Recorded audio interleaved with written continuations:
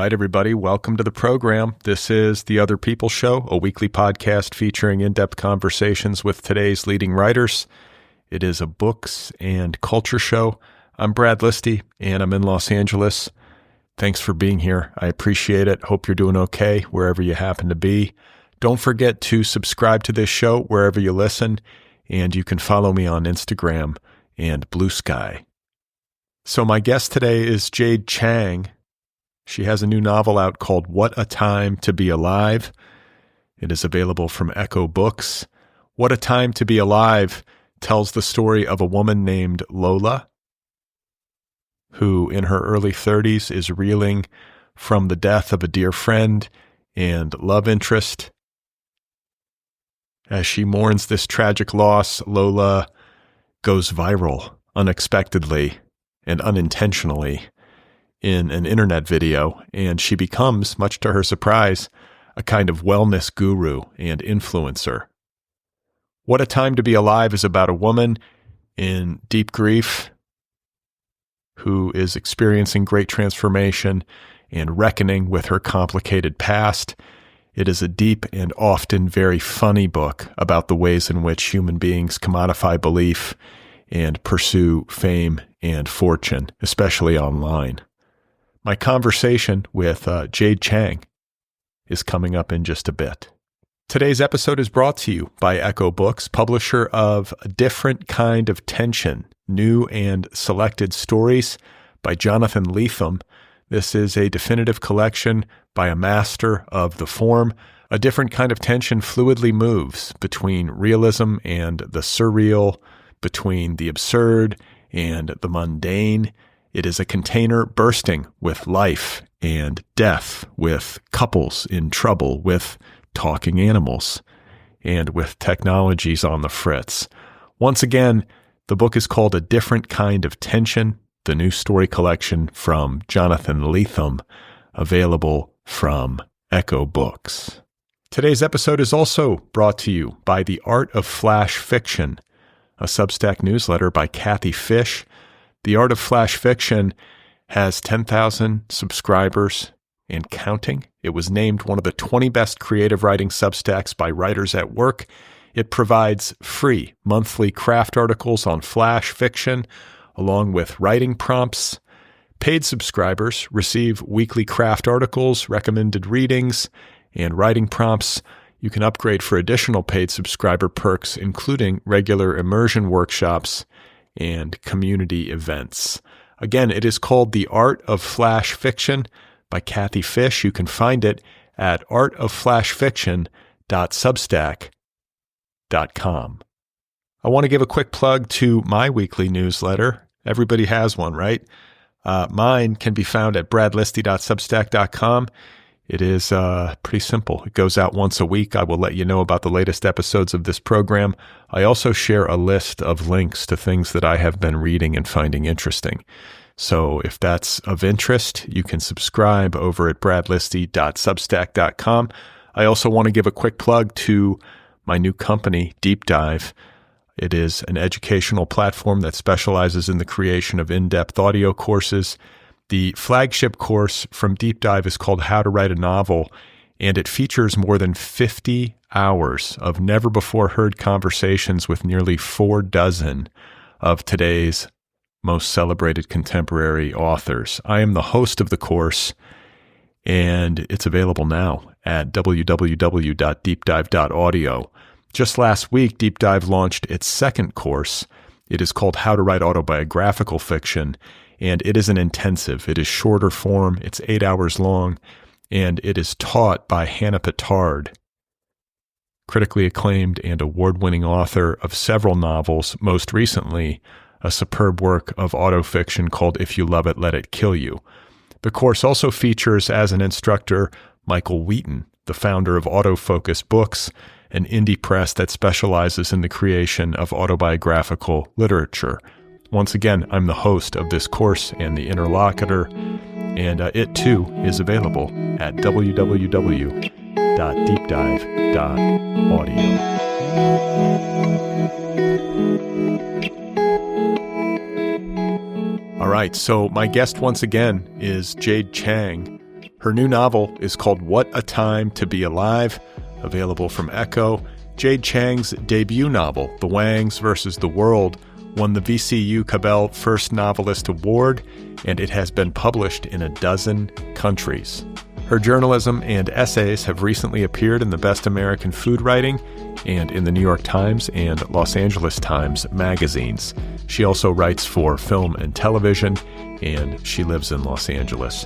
We had a great talk, and it's nice to welcome Jade back onto the show for a second time, celebrating the publication of her sophomore novel. So let's get to it.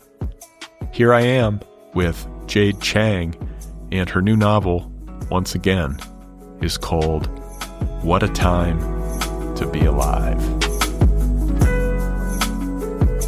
So when I first graduated from college, I was like, all right, I know that I have to make some money sometime soon, but for a little while, I am going to teach English in Japan, and I am going to do that for a year and come home with a novel. And so I had this notebook, and I still remember it so vividly. It was orange. It was spiral bound. It had this little drawing of a cute ghost on a skateboard on it. And I wrote my earlier conception of what this novel would turn out to be in that notebook by hand. And even then, it was a story about someone who kind of accidentally became a self-help guru, who was like accidentally thrust into this position where people knew about her, and she had to decide whether or not she wanted to take on the mantle of, a spiritual leader in some sense. And I really, in that like just out of college, the world hasn't knocked you around yet much way, I was so into it. I loved it. I loved what I was writing. I was so excited about it. And then I lost the notebook, and I searched for it for so long. And then I just kind of stopped writing this book for a long time. And now in retrospect, I am kind of grateful because, of course, my understanding of the world has changed so much. But yeah, it was a devastating moment, a devastating period for sure.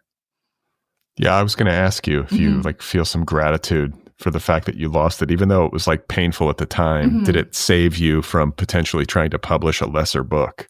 I think it definitely did. I mean, it does also, it takes a long time to figure out how to write a novel, to figure out how you personally write a novel. I mean, I also think you have to relearn that with every single book. But yes, definitely younger me would have written, I don't know, maybe a book that was trying to be more self-consciously smart.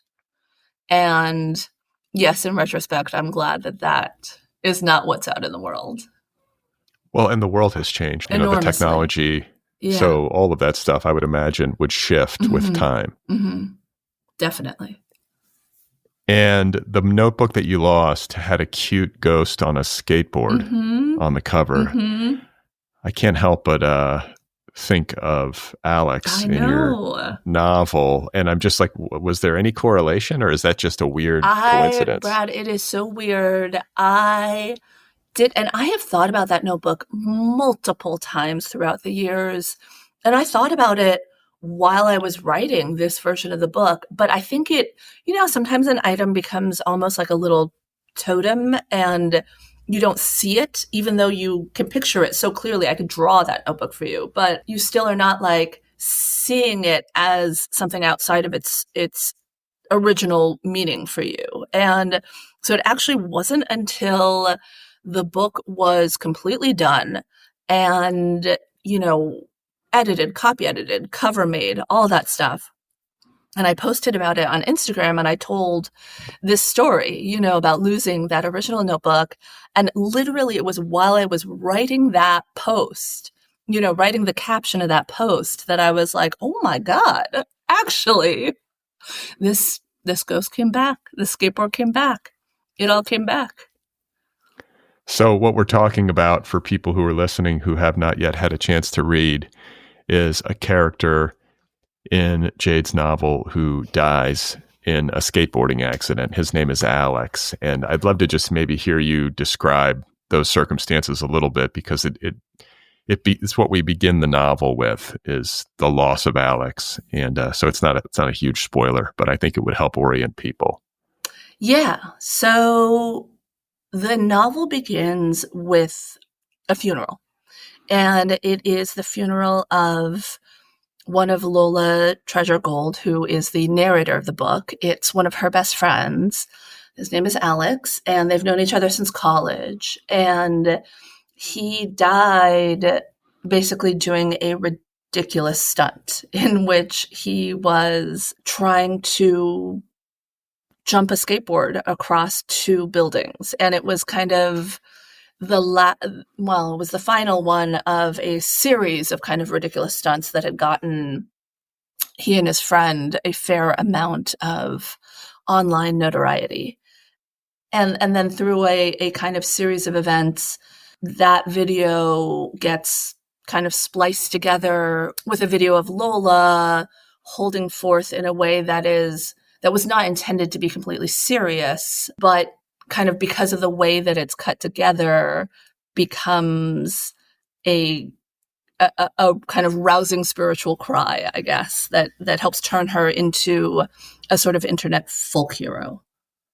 Yeah. So Lola is very upset over the death of her friend at such a young age and in such a, frankly, stupid way, trying to jump a skateboard across a chasm Completely between stupid.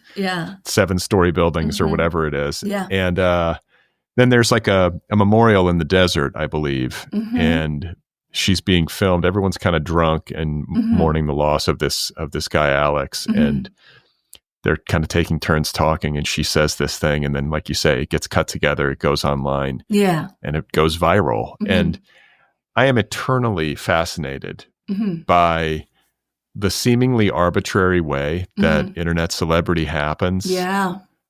What was that girl's? Oh, I'm thinking of Hawk Tuah girl, just off the top of my head. Right. But I mean, that's a really crass and sort of silly example of this very same phenomenon, which I don't think I think the whole thing is that you can't really be intentional about it, or maybe you can, but it rarely works. It's the kind of thing that almost happens by accident. And that in many ways is how our celebrity culture in contemporary times has evolved or is evolving. Celebrities happen by accident more and more. Yeah, they really do. I mean, it's so interesting because there are now so many avenues towards celebrity, but this accidental celebrity is, to me, the most fascinating. And I actually think Hawk Tuah, that girl, is a great example to bring up because she took advantage of it in every single way she possibly could. She released she released a meme coin, right? Hawk Tuah. She had a podcast. She was making club appearances. She released merch. I mean, impressive for one body joke, basically. Yeah. And I'm just did that shooting star flame out? I haven't seen her really lately, though. I'm not super tuned in. I'm not sure. Who knows? Who knows what her long tail is, I am not, I was just going to say, I'm not super tuned into the Hawk Tuah verse, but I'm sure it still exists. I'm sure she's probably still out there trying to squeeze it for every nickel, as she should. I mean, what the hell, right? She was working at I think some low-end job. I want to say that she was able to quit as a result of this moment, this viral moment. Also, so much of economic good fortune is completely accidental in this world, right? So why not take advantage of the chance that smiles upon you? Yeah. Well, I mean, this is a perfect moment to segue to Lola and her virality. And she's kind of the spiritual / wellness Hawk Tuah. Oh God! She has this moment of I think like authentic, like sort of drunken grief that gets captured on a phone camera that leads to her going viral and becoming like a wellness influencer and a kind of like internet celebrity. And her financial circumstances at the time that this happens are precarious, and she could use the cash, so she, I think, resists this idea of capitalizing on this moment and using it as a way to kind of catapult herself into some kind of media career. But then like the reality of her bank account sort of is staring her in the face, and she acquiesces to it and starts like kind of leaning in. She gets an agent. She starts attending events. She starts holding like moon gazing ceremonies. And, there's a lot of really funny stuff in this book, I should mention. I mean, it's kind of satirical in its send up of wellness culture and the kinds of people who are drawn to it, both as like gurus and also as like customers. So that's really, I guess, like the setup of the beginning is the loss of Alex. Yeah. And then Lola's like pivot into wellness culture. And so a couple questions that come to mind for me are, in terms of building Alex's character and the circumstances of his death, do you watch a lot of these videos of people doing stunts, or are you just somebody like me who just gets them served every once in a while? I mean, you're getting them served because you're watching them when they appear, but...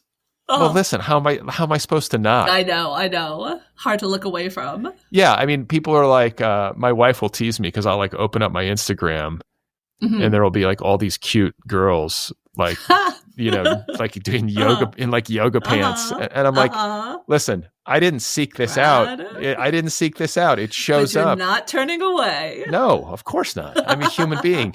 Yes. But it's also like animals attacking. I get a lot of that. And then I get a lot of like dudes like doing parkour.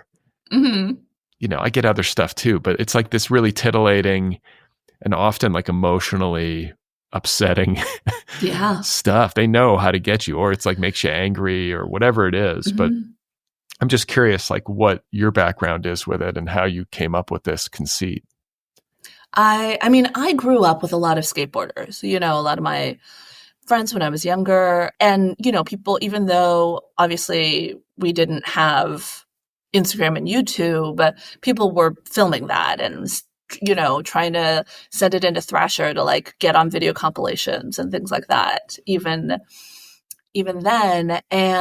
But now, yes, I am a real sucker for any of those. I mean, there are these videos now of these guys they're on dirt bikes and they're riding, I think like through these hilly, I'm not sure what country they're in, but it's these like hilltop neighborhoods where they're just riding down like little alleyways and like down staircases and like over houses. And I think everything's kind of set up so it's a course. So there aren't like just people walking around living their days. But yeah, every time I see one of those, I watch it. There are all the like Russian teenagers who are addicted to climbing really high, ridiculously high heights and just standing there. Every time I see one of those, I feel like you don't value your life, sir. What are you doing? I get those too. The guys like on bridges and skyscrapers. Yeah. And I get some base jumping too. I get that footage. But when it comes to wellness, like online wellness culture and like social media gurus, I'm curious to know what your relationship is to that. Clearly you're an astute observer, but do you have experience with it? And how do you feel about it? Well, I live in Los Angeles in 2025, so it is. And by the way, I don't think that is something that is only pervasive in Los Angeles. I think that's the way that the world likes to see it, but every city has plenty of people who, are trying to make their lives more livable, and wellness is an answer to that. In terms of, there's no one I follow in a devoted sort of way. I think I started to notice that more and more people were out there kind of saying like, I have the answers, right?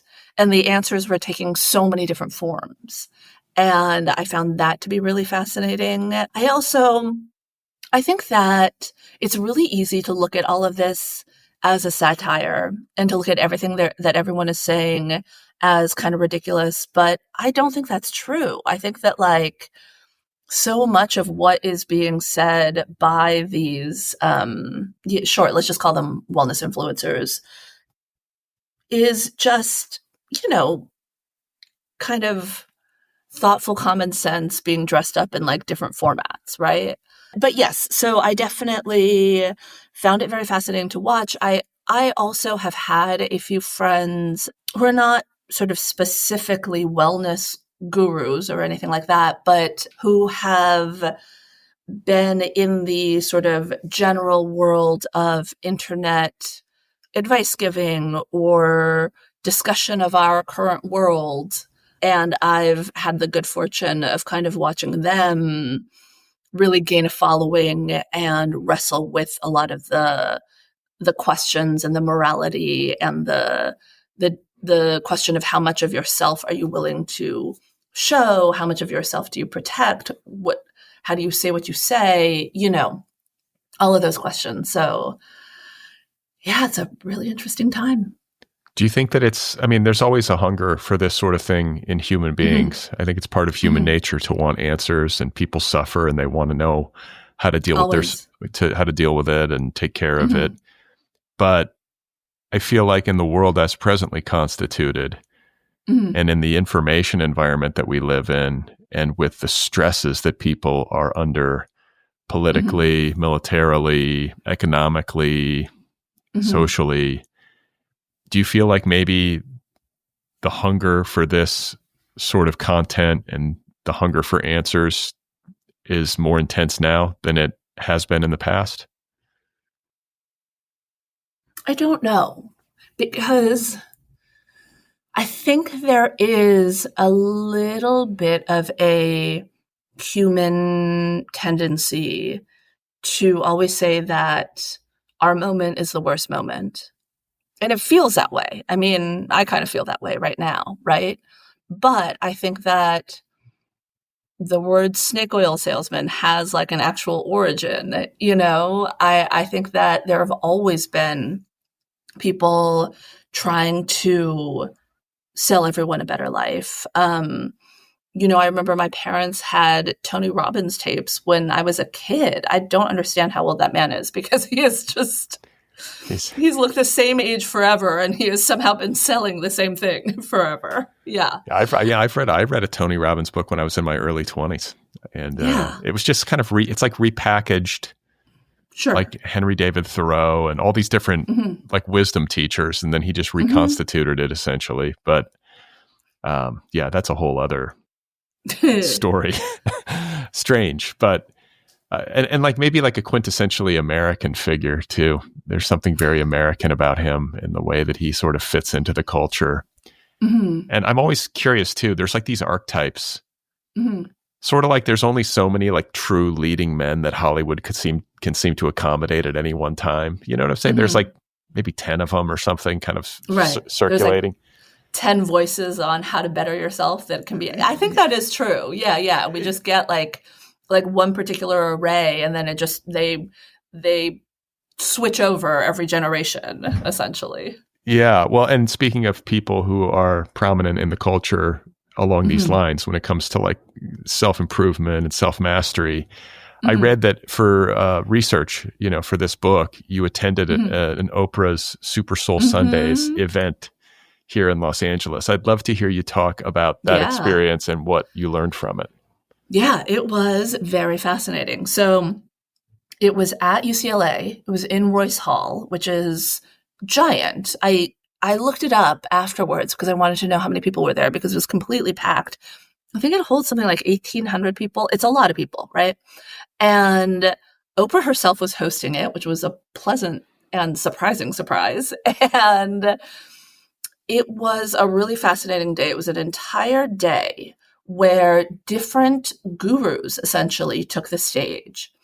And by the end of the day, I realized that each one kind of had the same pattern, right? Which was, I was down in the dumps. I was at my lowest point. I didn't think that the world or me could get any worse. And then I looked up and I saw drumming, CrossFit, horseback riding, something, like they saw something, walking 20 miles a day, just something, right? And then I grabbed onto that thing. I did it over and over. And then I looked up again and I saw a glimmer of light. And now here I am to tell you how to use this same method to find your true self.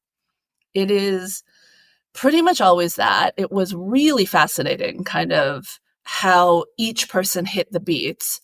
And I think really fascinating to find that even though I could see that so clearly, I was moved by some of them, and others I thought were ridiculous. They were all saying the same thing though, but it really was that delivery that changed everything. And not long after that, I got to go to the TED conference 2 years in a row, actually. And I then saw all these, tech people, science people, all these people who would see themselves as being so much more serious, so much more kind of, the word they use at TED is always world changers.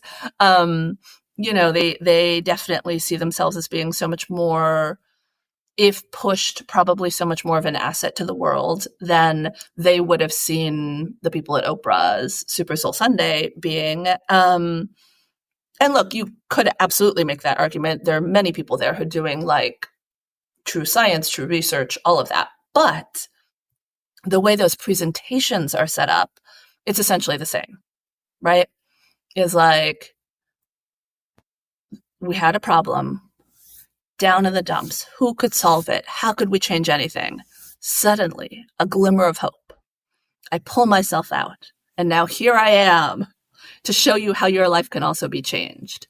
And I think when I saw how similar those two events were, and how similar, even though they're, obviously so different on their surface and on their cell, and how similar that kind of series of revelations and story setup was, that was when I was like, oh, I get it. Okay, I can do this. Like this is what I've been trying. This is like the nugget that I've been trying to find in this story, because I really wanted to tell the story of this person who wrestles with becoming a self-help guru from the POV of the guru.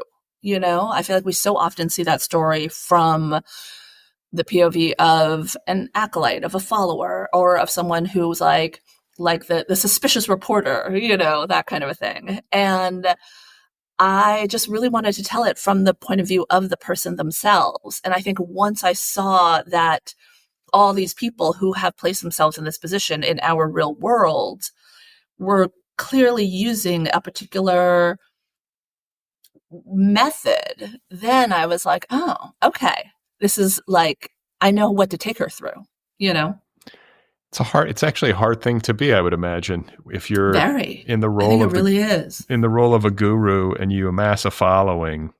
Mm-hmm. I mean, we've heard these stories over and over again, like, power is a corrupting force oftentimes. Mm-hmm. And so these gurus will, end up embezzling money or misbehaving in some kind of sexual way. And it all comes out in the end, and they are revealed to be fraudulent. But yeah, I think there are also surely stories where there's somebody who's operating more or less in good faith, and they're still a human being.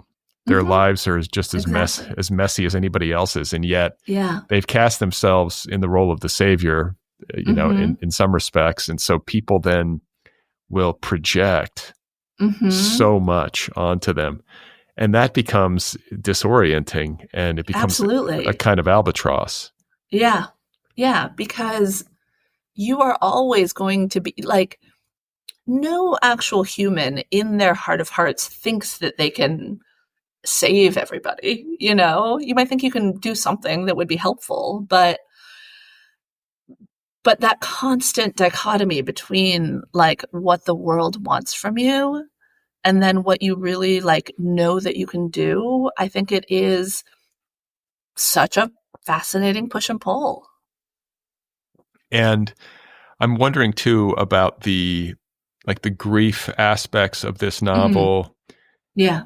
Combined maybe with the California, like we're going to talk about the California because this is very much a Southern California book. It's an LA book. Definitely. And it's kind of a love letter. And I live in Los Angeles, so I recognize all these places. It was fun to read on that level. Yeah. And this is also a city that I think has to be like ground zero for wellness culture and like spiritual exploration, as like a petri dish or like a laboratory for these kinds of movements and cults and, kind of peripheral spiritual pursuits. Los Angeles is kind of a hive or whatever. I mean, it always has been, right? I mean, we had Amy Semple McPherson. We had, we've definitely had a whole history. But I will say that, we in America like to think that we're ground zero for so many things, but go to Bali, there are plenty of other places around the world where many different versions of spirituality and wellness are also at the forefront. I mean, and for all of the corrupting influences and all of the ways in which this stuff can get twisted, I actually think it's maybe a sign of a healthy culture when you have a lot of experimentation in this realm, especially good faith experimentation. Who wants to live in a place where everything's fixed and static and like true. and resistant to like new ideas or new thinking? Like I kind of love that about Los Angeles, that it's this kind of wild place where people can try on all these different sort of spiritual identities or processes or communities. Totally. And I also think that like it goes hand in hand with artistic experimentation, with, all kinds of, even within experimentation with like institutions or, ways of arranging forms of government. Like I think all of that, if the atmosphere is right for one of them, then it ends up being right for multiple versions of it, And then Joan Didion, California. Yes. Grief. I mean, she wrote so eloquently about grief, and I think she's an influence on anybody who lives and writes in Southern California or California in general. But I'm imagining that's the case for you. Am I overstating it? No, definitely not. I mean, I remember reading Slouching to Bethlehem when I was in college and feeling like, wow, like someone is taking this world that, wasn't exactly the world that I grew up in. I was a Chinese American girl growing up in the San Fernando Valley, but it was a world I knew and saw, right? And I thought, wow, someone is taking it seriously. And also, of course, how could you not be so influenced and moved by Joan Didion's prose, right? But I think also I am forever an Eve Babbitt's in the fight between Joan and Eve. I mean, I wouldn't, if I were forced to choose one, I might go Eve Babbitt's. Yeah, she's great. I mean, I talked to Lily Analek on this show a few years ago, and she's sort of like the resident expert on these two ladies, especially she's done so much for in relationship to one another. And she knew Eve at the end of her life. We had a conversation on the show. It was fascinating. And then she just came out with a book about how they were sort of frenemies. Yeah. There's this amazing clip from I think it's a C-SPAN interview that Joan Didion is doing. It's in the 90s, I believe, but it looks like it's from the 70s. It's actually on my Instagram. I shared it because I just love it so much. And Joan is sitting there all serious and she's being interviewed. And then the host is like, oh, we have a call to the studio. And it's Eve Babbitt's. And she calls in. Yeah. Yeah, it's really amazing. And Eve Babbitt's talks about how talks about, she's like kind of teasing Joan Didion, and it's just such a good example of their relationship. Yeah, I mean, two huge talents. What is I was sitting here blanking on the name of the book by Eve that I love so much. It's like her best book. Eve's Hollywood or Slow Times, Fast Day. Oh no, That's the one. You know the one. Yeah. That's the one. Yeah, that's Slow Days, Fast Times. Something like that. But it's a wonderful book. It's a wonderful. I think it's her best book, and you know, I think that they are kind of two sides of the same coin. I mean, Joan is this like really controlled, reserved, like icy cold, kind of methodical person and artist, and brilliant. Yeah. And then Eve is more of like the free spirit, like the wild one. And I think when I was younger, I needed to see Joan Didion's work, you know, and to kind of appreciate that rigor and appreciate that someone who did approach their work with such intentionality and care and seriousness was willing to take Los Angeles so seriously. And then later, I do think that reading Eve Babbitt's was so freeing to me. You know, I think her exuberance, I think that I actually find her cultural analysis to be so sharp and spot on and fantastic. And she just tosses it off so beautifully.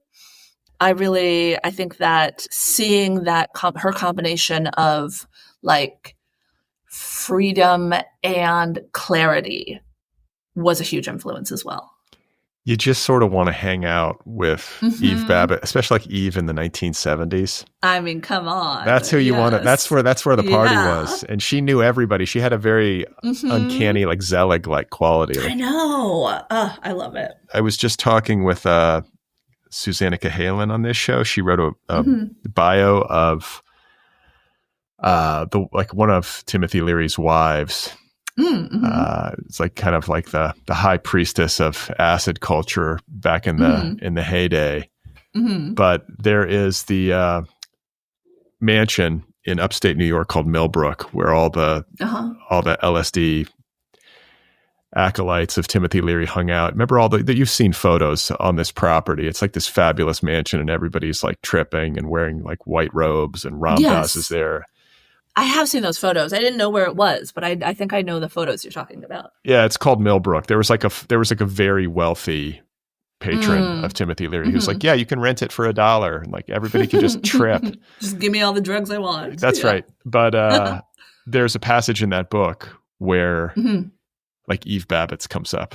Of course, she passed through there. You know what I'm saying? Like there's no place of note that she wasn't, somehow connected to. But I think it's Slow Days, Fast Company is the name of the book. Yes. That's what I think it is. Thank God. Yes. So anyway, these are influences, and I can kind of feel those energies kind of suffused through Lola. But there are other elements of her personhood that exist outside of that we should talk about. She is a first-generation Asian American, and she is... like, is an adoptee the right way to phrase? Not really an adoptee, but kind of an abandoned child on some level. She's kind of, she's had a hard childhood in many respects, and she's a little bit untethered from her family, or a lot bit untethered from her family. Yeah. So I would just be curious to hear you talk about that aspect of her character. Yeah. You know, it's funny. Whenever I am asked about this, I always think about in a way that is sort of me, I guess, making fun of myself. You know the observation that in every Disney movie there's a dead mom, which is true, and obviously it's because that is a sort of easy road towards sympathy for a character, right? And that's not really the reason I did it, and maybe that's why I do always want to, I don't know, make fun of myself in that way. But essentially, the situation is that Lola's mother got pregnant in China and during the one-child policy period. And she, instead of having an abortion, she decides to flee to America and have Lola there.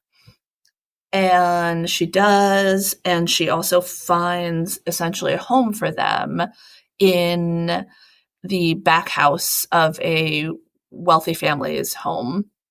And she works for the family. And it is, but it's a very kind of, it's a more free and open arrangement in that she also really becomes friends with Denise, who is how do I even describe her? Who is kind of, starts off as like the only child within that family. And she's the same age. Denise is the same age as Lola's mother, basically. And when Lola's mother has to leave America, when Lola is quite young, she gets deported. Essentially, yes. Denise and her father become Lola's guardians. But I think it happens in such a way that the assumption at the beginning was always that her mother would come back. And I know, in some ways, it's funny, when I first was kind of putting this all together, I was like, is this nuts? Like, does this happen? But I knew, I grew up with so many first-generation immigrants, almost exclusively first-generation immigrants. And I knew of so many variations of this story, so many variations where someone, and yes, often it was that someone was living with an aunt or uncle, but a lot of times those aunts and uncles were kind of in name only aunts and uncles, because, especially friends who were from Iran, often a parent would go back there and not be able to return. That happened frequently. Not frequently is overstating it, but that happened to more than one person that I knew. So yeah, it's a messy situation, and it's a messy situation that is a reality for a lot of people in our version of America. And I think I wanted this to be Lola's origin story because I was interested in that sense of being untethered, that sense of having to find a family for yourself and what it is to lose someone in that found family and how the members of that found family go on after that. Yeah, I mean, it's a great point, because I think when you're untethered in the way that Lola is untethered from her immediate family, and she's got this group of friends who is her found family, and then one of them dies. I mean, it's always hard to lose a friend, especially in this like untimely manner when they're young. I've been through that. Like, that's really it's really destabilizing. You're just like, oh shit, it is. That wasn't supposed to happen. And I would imagine if your parents aren't around, you don't have any siblings, you're really kind of on your own. Somebody in your core group dies like that, it's even more impactful. Yeah. I mean, I feel like even more than family, when you're like, even more than family of different generations, when you are kind of finding your stability and your kind of reliable sense of love with these friends who are the same age as you, when one of them dies, it's like seeing yourself go in a way. And this was also somebody that had like some romantic, it was a situationship. I think that's what the kids call it. So it wasn't like fully consummated, but it could have been there. And so I think that maybe made it even harder for Lola to process. Yeah, and I think also at that time in your life, they're in their very early 30s. And I mean, in that time in your life, it does feel like there are so many people who are a possibility, right? And those possibilities feel so real. And it feels like, oh, at any moment I could, the two of us could just slip into the love that perhaps we were meant to have. And then that would change my life completely. And then suddenly the person's gone. Just not there. All of those possibilities are gone. that whole potential life just goes away with them. And that's what we're witnessing. We're witnessing her reckon with that and feel her way through this like new and kind of very sudden existence as a internet celebrity influencer in the wellness space.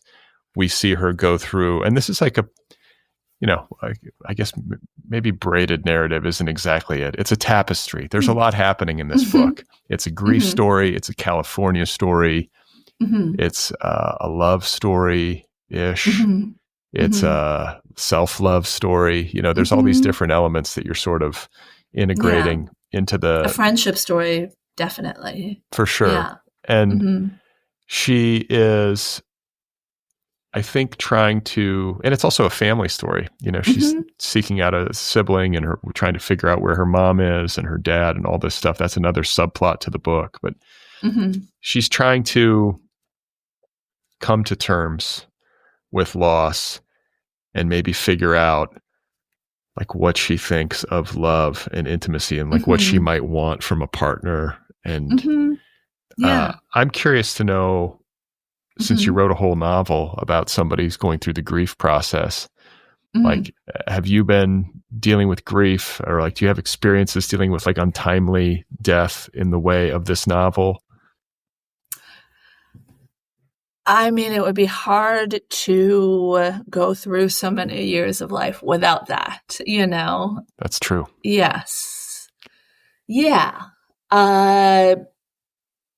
Yes, I have definitely had friends die much too soon. And it is really destabilizing, I think, in a way that is hard to remember almost when you're not in the midst of it. And and it's hard to deal with when you are in the midst of it. And I think the other thing is, I think the thing that I always am sort of reminded of is how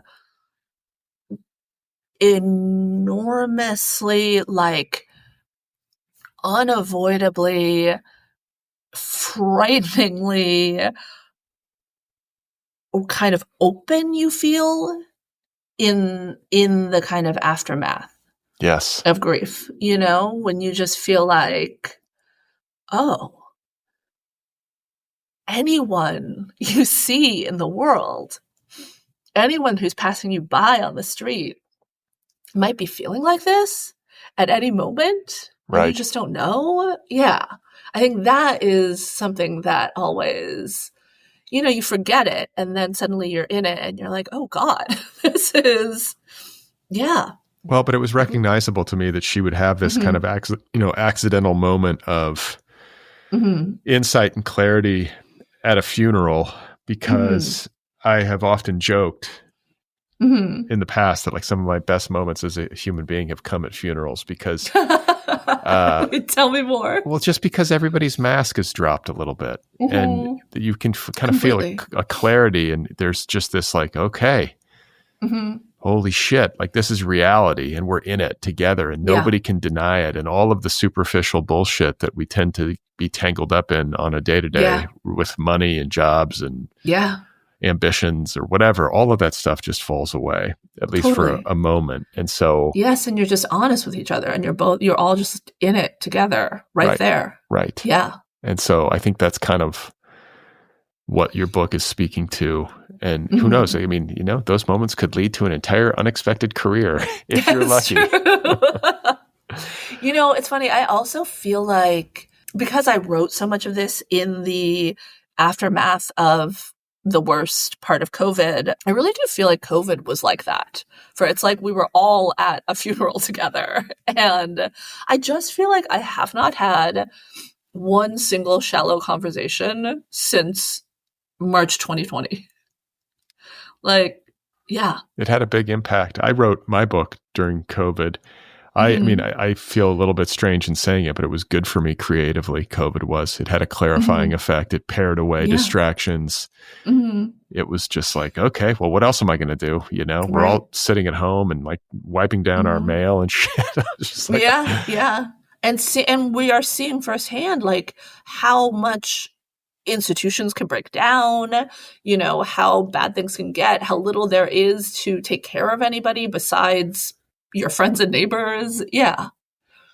And like, that's also tied to like maybe the proliferation of wellness influencers and this kind of freelance.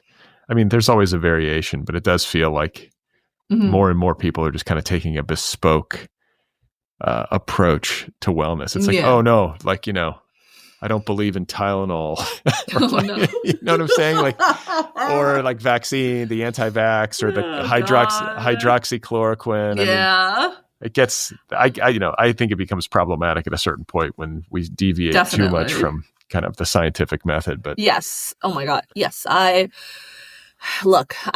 definitely on the side of the scientific method here. Yeah, me too. Yes. But at the same time, I'm also like, listen, medical doctors were prescribing cigarettes to their patients as recently as like 60 years ago. So I'm also willing to get a little woo-woo. I mean, I'm not I think there's a mix. I think there's a balance.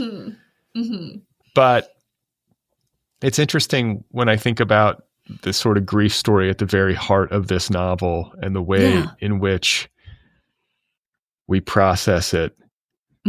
It's no accident that this book is, kind of structured. The framework of the book is basically a calendar. It's a month by month construction in the aftermath of this loss.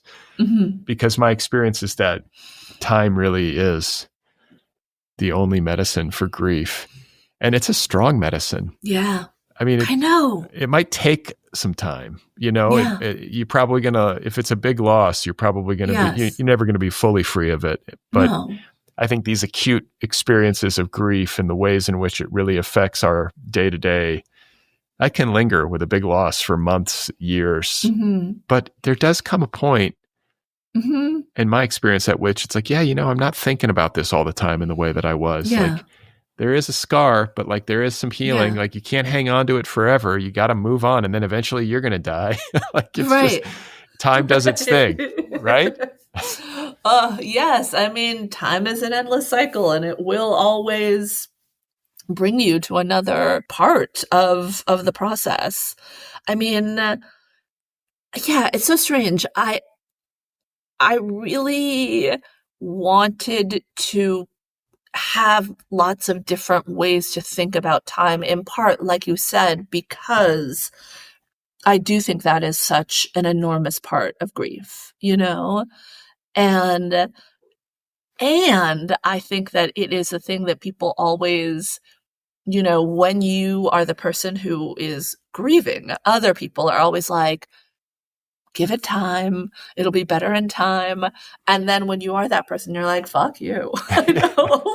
Stop saying that. It's very rude, And yet the truth is that often it is, or that you are still thinking about the person or the loss or your heartache, but the thinking is no longer as deeply gutting as it is, and then sometimes it's like not a second has passed and it is just that terrible all over again. I mean, I think that is what is so interesting in that, in that passage of time. And also like fate, the way fate kind of steps in, and I guess that's what I would call it. But something like this happens, it changes everything for a person or for a group of people. Yeah. And I think that's what we're seeing in Lola. And there's also like something very contemporary about her adventures and relationships and dating. She's trying. It's a weird world. I think it's like a weird world. I met my wife like right before the dating apps came online. So that missed me entirely. I never did the apps, but like, it's just I guess in some ways, I mean, I have some friends who are really good at the apps. I'm like, wow, you're just getting laid constantly. Like, right. And it's not, I'm not just saying guys, it's women too. Like they're good at it. They're good at the apps. But I have other friends who are like, it's just pure misery and I can't meet anybody. And there's not really, I mean, I don't think there's a ton of the apps in this book. No. But there are no apps. Actually. Yeah, there's no apps in this book, but it's just, it's reminiscent just because she's doing dating and trying to navigate single life and to find out kind of like what she wants and like if she even wants a relationship. It brings up all of these questions. And it's another, I guess, permutation of this like theme of identity, like who we are, what we want in life. Like she's getting all these things, and I don't think she's necessarily certain if it's even what she wants. Yeah. Well, I think we also, there is this kind of life that we are presented with, as this kind of, hey, everybody, this is probably how your life should unfold. And I think so much of adulthood, essentially, so much of the kind of earlier years of adulthood, of figuring yourself out, so much of that is realizing that you don't have to do all of those things exactly, and then deciding which of those things you actually want and what form you want them in. And then, of course, you can't always, not all of them are up to your exact choices, right? So much of that is up to chance. And and I feel like Lola is very much deep in the throes of that, She's at such a transition point in her life, and she has lost this person that she kind of half assumed would be her future. And so now she has to kind of scramble in a way, and while simultaneously not even wanting to move a single limb, to find someone who might possibly be part of the life that she can see herself having, or that she can see kind of unfolding. Yeah.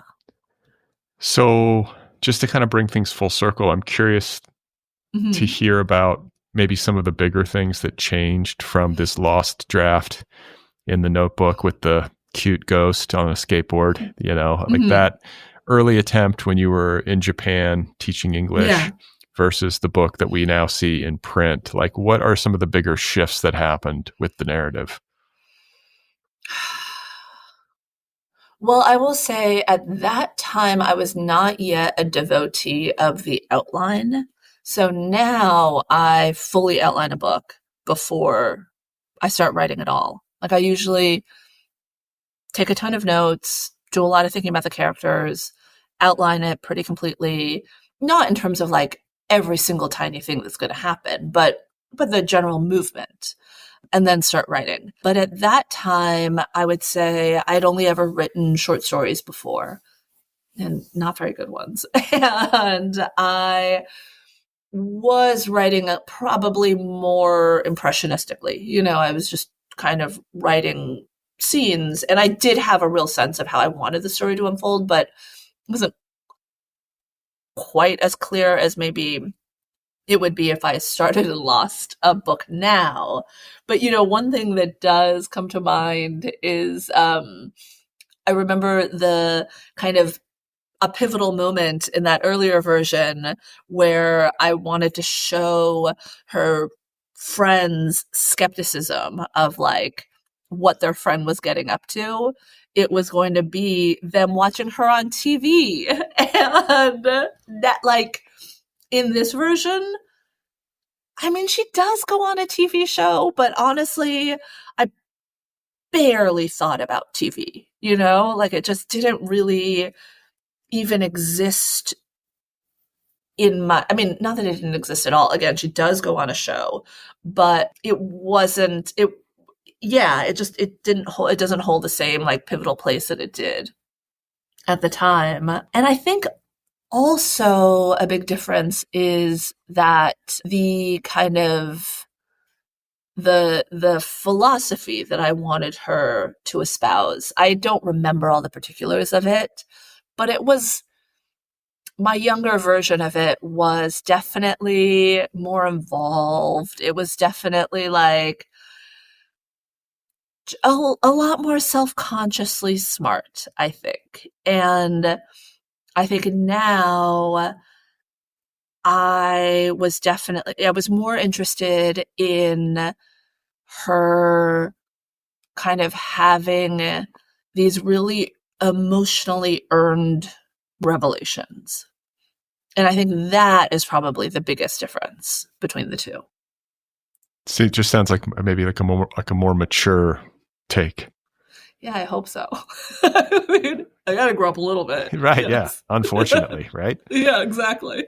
So have you been to Esalen? Because part of the book takes place at Esalen. I have. You have? You? No. Yeah. But I'm fascinated. You've never been? No. Oh, Brad. Okay. Tell me about it. You have to go. I've been a bunch of times. It is... And for people listening who don't know what Esalen is, we should maybe give a thumbnail so that people can be oriented. Yeah, well, the easy version of it is that it's where Don Draper goes on the last scene of Mad Men. Right. But, yes. But it is essentially this kind of like a spiritual Club Med perched on the edge of a cliff in Big Sur. It's very beautiful. And it's been around since, I believe, the 60s. And you go there, you stay in these fairly nice rooms. The big draw is that there's all kinds of, yoga classes, meditation classes, group singing classes, things like that. And the really big draw is the hot springs. And there are these beautiful, beautiful natural hot springs that are, where the pools are kind of built into just like right on the edge of that cliff. So you have the ocean, you have the Pacific crashing below you, and then you're sitting in this mineral hot spring naked with all these other people. Do you have to be naked? Is it naked? You have to be naked. Oh my God. But also, honestly, in that kind of setting, it's so unremarkable nakedness, Yeah. You're just all a bunch of people. If everybody's doing it. Yeah, exactly. And you're at Esalen. I mean, come on. Exactly. Free your spirit. You want to be show the world your naked body. The sun wants to see you. The ocean wants to witness you. Yeah, I mean, there's almost like a comprehensiveness to the California-ness of your book. I mean, there's an Esalen sequence. There's mushrooms. Yes. There's, are there crystals? I think there's got to be at least one crystal somewhere in there, maybe. There's references to crystals. Crystals are not a plot point. Yeah. Yes. Yeah. Well, maybe like a way to close would be to just ask about, like, I'm curious, like, where you are spiritually. I want to say I read that you were raised without religion. Correct. You like kind of had like an atheist or non-theist upbringing, but you're clearly interested in spiritual stuff and the metaphysical and the psychedelic. And I'm just curious, like right now, like how would you characterize yourself? Oh, that is a good question. How would I characterize myself? Well, I was raised without religion, and I think it wasn't that I desired a God, that was not my interest. My interest was understanding how other people were able to really wholeheartedly believe in these things that didn't seem real to me at all. The stories of the Bible clearly just seemed like stories, and I could not understand how people really believed in them. And I think that as time went on, I kind of realized, oh, okay, the people who are really, really believing in a way where they've given it real thought and kind of reckoned with it. It's an emotional journey. It's not like they're believing in these stories word for word. They are kind of using them as a conduit to something larger. And so I would say that, there is no way to say this without sounding very, I'm spiritual and not religious, but yeah, I do believe in just the interconnectedness of the entire world. And I believe that if we want to create a community, a society, a world that we want to be in, we have to understand that deeply. And to me, that is, I don't know, like as close to religion as I get, I would say. I don't know. Yeah, that's a great question. And I don't think I will probably ever have like an actual finite answer to that. You know, I think it's always changing. Everything you just said resonates with me. That's how I kind of feel too. You know, and I do at the same time. Sometimes I can find myself. Yeah, I don't know if envy is quite the right word, but there is sometimes this like, what must life be like for people who are like Jesus? You know? Yeah, and like no shade on. I think Jesus was probably like a very wise spiritual. Totally. Human being. We would have wanted to hang out with him probably. Yeah. But what's interesting is that I'm not so sure if his most ardent followers, were he to show up today, would want to hang out with him. I don't think they would at all. Yeah. They'd probably run him out of town is what I think. Yeah, but exactly. I think about that and how it would be to go through life with such certainty and with such, I don't know what it is. Like I think I've read things here and there, and then I've had this thought that like maybe there's some kind of genetic component to people who are capable of that versus people like you and me who can't. I absolutely think that's true. And I actually think, so were you ever, would you say you're a fan? Like, I don't think I'm, like, sure, there's a lot of things that I am a fan of that I really like, that I want to support at all times, you know, but I don't think I have that tendency towards fandom. Like I've never put a poster of a band on my wall, even if I've like listened to their record a bunch of times, you know? And I do think those things might be kind of related. Yeah, it's interesting because I was like, well, I am a sports fan. I have my teams from when I was a kid. And that stuff, that's like a deep imprint because I was like, you know, I was a child. But interestingly, like when I go to a game, I'll have friends who are like, "Where's your jersey, dude?" And I'm always like, "I don't wear the jersey. I'm not wearing a jersey. I'm a grown up. I'm not wearing a jersey." Like, and I feel like I think, I mean, this is sort of my ego, but I think of myself as like maybe a more sophisticated fan. Like I like the game. I'm interested in the strategy, you know. But I can't do that either. I'm not the guy who puts the poster on the wall or buys the jersey. Right. And like, are you more sophisticated, or do you just not have the capacity to believe? You know? Yeah. I'm just broken. I can't fully buy in. But I think, there's also maybe some part of me that's like skeptical. I had like a kind of, I mean, I've talked about this a million times on the show, but I had a very unhappy experience with Catholicism as a kid.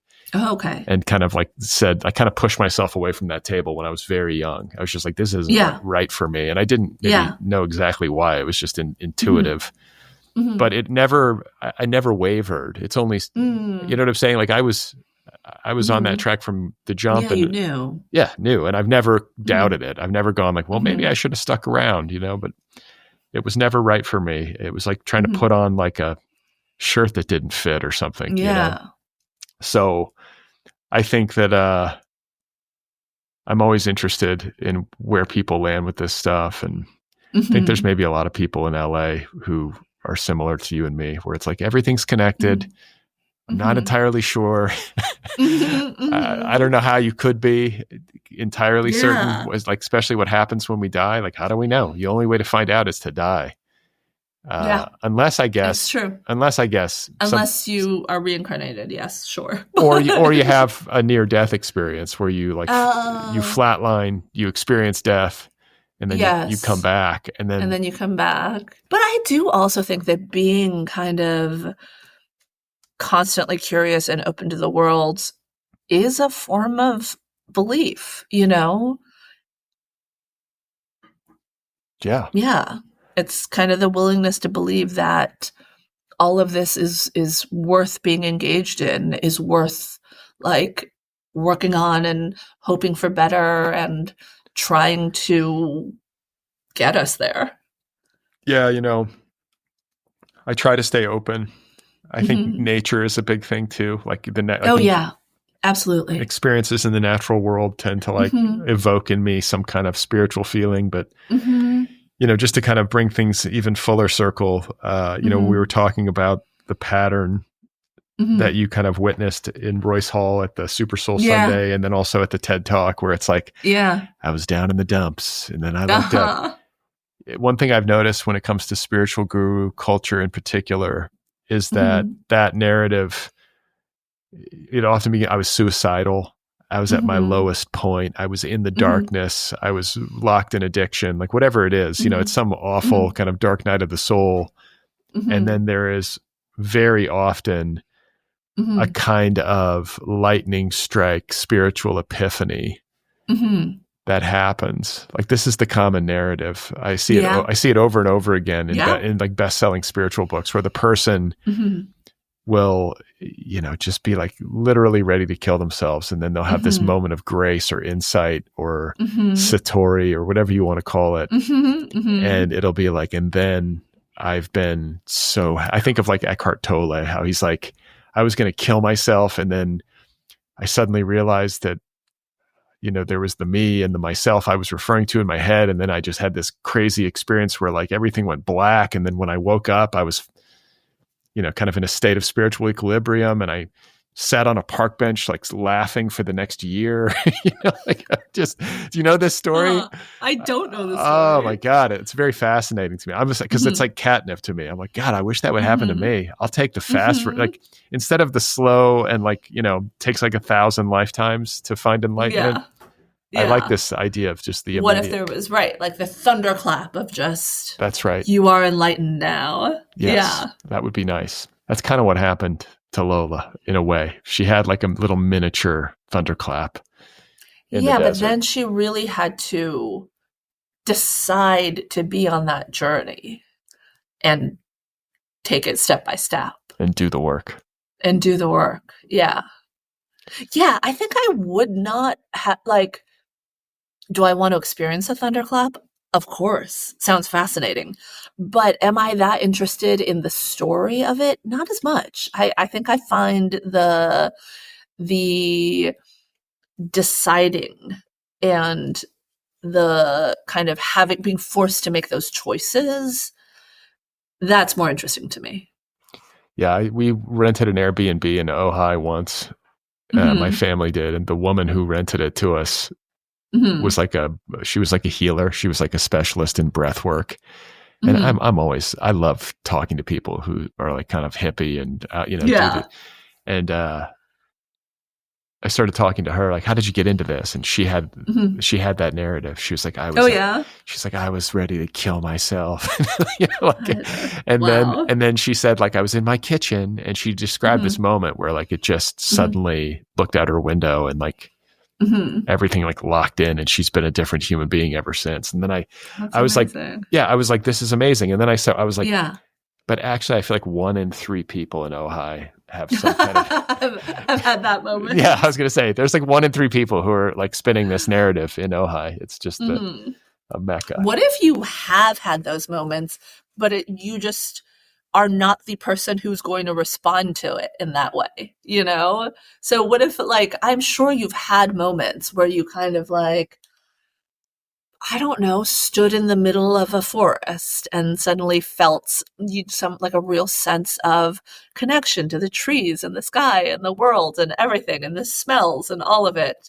And maybe somebody else would take that moment and it would become, I'm meant to be a forest guru, but instead. Yeah, like I need to build a breathwork business that's lucrative. Yeah, exactly. I got to amp this up a little bit. But yeah, I mean, I was telling you, I think before we came on the air, about a bike ride that I went on. I mean, there are those moments I'll have, especially like in nature, where things get a little bit more vivid. But I don't know. I think the kind of like moment that we're talking about is like some sort of like deep release or like spiritual epiphany or insight that is just,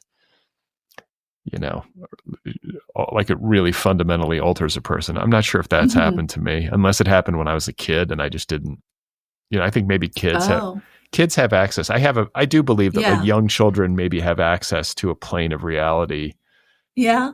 that we as That we adults no don't. longer. It fades as for most of us anyway, it fades as we grow up and become more Yeah. polluted by the culture and by other human beings or whatever it is. But It's true, but I also think that part of the, just like I feel like part of the job of early adulthood is to like figure out how to understand and reject, the narrative of how your life should unfold. I also really feel like the project of more advanced adulthood is to try to return to that, to that self, to that like 8-year-old or 5-year-old or whatever self who is kind of able to see the world not through innocent eyes. I don't think that's a goal or what it is really, but I don't know, who's maybe able to see like a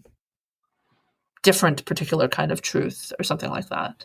yeah, you're talking and I'm thinking of Robert Redford and Jane Goodall. Uh-huh. Both of whom died recently, and both of them, and once I don't know if this is happening in your Instagram algorithm, but like I'm getting nothing but videos of these people showing up. Yeah, I am seeing a lot of Jane Goodall for sure. Yes, which is a pleasure, honestly. It's a total pleasure and an inspiration. Both of them in some ways seem very similar to me in their comportment, like this calm, this sort of like, they've clearly suffered in their lives and like been through it. You live that long, you're going to go through it. I mean, Robert Redford lost 2 children. Oh, I didn't realize that. Yeah, I mean, I think he lost a child to SIDS, and then he had lost another one of his children like way later in life. He was like in his 50s and he died of cancer. But it's very heartbreaking. Yeah, but anyway, and then Jane Goodall, just like so beautiful to her dying day, so gentle and sweet and like so lucid and intelligent and wise. Both of them seem to have like a kind of wisdom, and they maybe knew how to live better than most. Yes. And I don't know, I guess like I think of them as we talk about all of this because you sort of hope like as you get into old age, you age like Jane Goodall. Yeah. Oh my God. And I don't mean physically though, that too. No, doesn't hurt. She was very beautiful till the last. But like I was thinking about it because, as a young woman, totally striking and beautiful. And I think that's part of her appeal as a public figure, but also I think that kind of got her into the gig that she wound up with studying chimps. I think like, as she was saying, I was watching a clip on Instagram where she was like, yeah, National Geographic kind of looked at me, and she didn't have like a degree, I don't think, but they were like, they wanted to do like a Beauty and the Beast kind of thing. Interesting. And then it turned out that she was like incredible at it and, really a genius. But that aside, you know how like hate, you've seen, you've seen these memes where it's like hate makes you ugly when you're harboring hate, you don't age as well. There's some truth to it. Like she just aged so beautifully, naturally. And because I think so much of what we are responding to when we look at a person, like, yes, obviously, Jane Goodall and Robert Redford, among, just beauties to begin with, that is true. But I also think that, like, so much of what we respond to when we're looking at a person's face is not just features, right? Like you can feel a sense of who they are, like their spiritual presence, like how much they, I really feel like you can feel kind of like how much a person kind of like needs from you or is wanting to, and I don't mean in a like shallow, like, oh, is this person using me kind of way. I just mean kind of whether or not someone is, like really caring what your response to them is going to be, right? And I think when we look at people who don't have that deep need, who feel like fairly complete in themselves, I think they feel really beautiful. And it doesn't totally matter like what they actually look like, Yeah, that's well said. Yeah. That's well said. And I'm just very grateful, at least so far, knock on wood, I say this and it's going to happen, but Every time I log on to Instagram, I keep girding myself for the inevitable like AI video of Robert Redford greeting Jane Goodall in heaven. In heaven? Oh, yeah. no. Do you know those videos? Like you'll see these AI renditions where like Redford is like there, they're hugging. Oh God. That's not a trend that I have to say I'm a huge fan of, or the AI grief like animations or whatever you call them. But it's just a pleasure to talk with you. Like all of this stuff is like right up my alley, and it's a great LA book. And thank you. I always close by asking my guest if they have anything else in the pipeline. Is there another book that you're writing that you will subsequently lose and then rewrite? Or are you just enjoying this one? There's definitely a couple of other books that I'm thinking about. Nothing that I've really started yet. I feel like when you write a book, it is so much output. Definitely for me, I'm a maximalist. I like to put everything in there. And then I feel like I just really need a period of input, a period where I'm just like open to what is happening in the world in this particular moment and kind of taking in everything. And yeah, I need that period before I really start another book. Well, all right. Well, I really appreciate the time. Congratulations on your novel. I wish you well with whatever comes next. Thank you so much, Brad. It was such a pleasure to talk to you. Thank you. Okay, there we have it. That was Jade Chang talking with me about her new novel, What a Time to Be Alive. It is available now from Ecco Books, and if you want to learn more about it and Jade's other work, you can check out her official website, jadechangprojects.com. You can follow her on Instagram. Once again, the new book is called What a Time to Be Alive. Out there now, wherever books are sold, go get your copy right away. Don't forget to subscribe to this show. Wherever you listen, hit the subscribe button. You can also follow me on Instagram and Blue Sky. You can sign up for my weekly newsletter at bradlisti.substack.com. If you love this program, if you tune in regularly, if you're like a regular listener, I hope you will support this show over at patreon.com/otherpplpod. If you want to join the Other People Book Club, that is my book club, or if you want to get an Other People t-shirt, you can do all of the above at the show's official website, otherppl.com. Don't forget to check out DeepDive. Go get How to Write a Novel, and while you're at it, How to Write Autobiographical Fiction. Both are available now at www.deepdive.audio.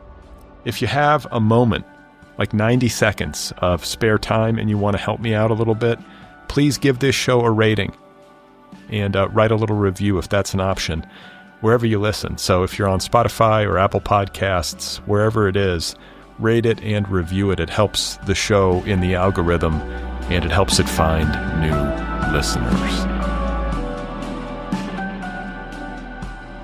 All right, so that does it for today. I will be back on Thursday, God willing, with my friend and co-host Mira Gonzalez for a brand new episode of Brad and Mira for the Culture, this program's weekly pop culture assessment. I am old. I'm a Gen Xer, and Mira is young. She is a millennial. She knows a lot about pop culture. I don't know all that much, and we have a conversation on a weekly basis. It's an irreverent show on purpose. It is a hangout show. It is meant to be a break from serious things and the hell of the world. So if you need a break and you just want to try to have a laugh and think about stupid bullshit for an hour and change, check out Brad and Mira for the Culture on Thursday. Stay tuned.